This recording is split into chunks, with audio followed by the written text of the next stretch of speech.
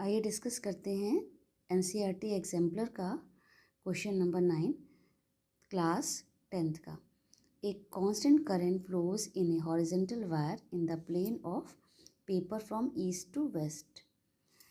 एक plane of paper में ये करंट फ्लो हो रही है फ्रॉम ईस्ट टू वेस्ट। इस तरह से डायग्राम में दिया हुआ है, east to west current flow हो रही है। The direction of magnetic field at a point will be north to south। Magnetic field का डायरेक्शन नॉर्थ से साउथ की ओर है। तो पूछा गया है कि ये डायरेक्शन किस तरह से है, directly above the wire, directly below the wire, at a point located in the plane of paper and at a point located in the plane of paper on the south side of the wire. आइए समझते हैं। हम लोग यहाँ पे इसको समझेंगे right hand screw law से।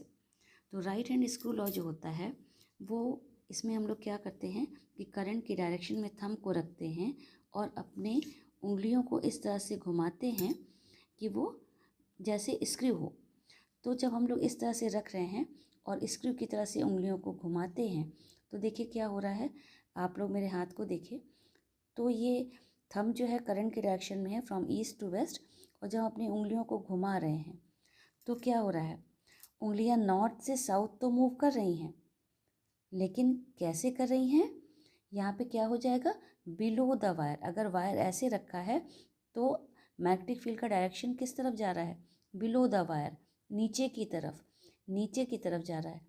तो इसका ऑप्शन हो जाएगा डायरेक्टली बिलो द वायर, यानी कि ऑप्शन बी जो होगा ये राइट आंसर हो जाएगा।